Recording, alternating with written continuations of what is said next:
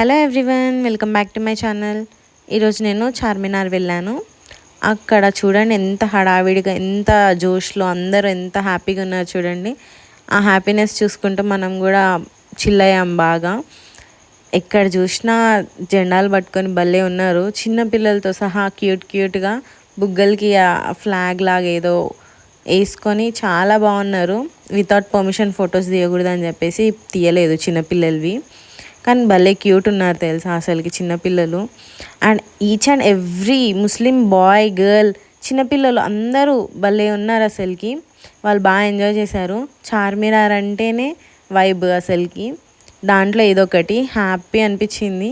కానీ ఒకటే minus point ఏంటంటే స్టాల్స్ అన్నీ బంద్ చేసి ఉన్నాయి అన్నమాట.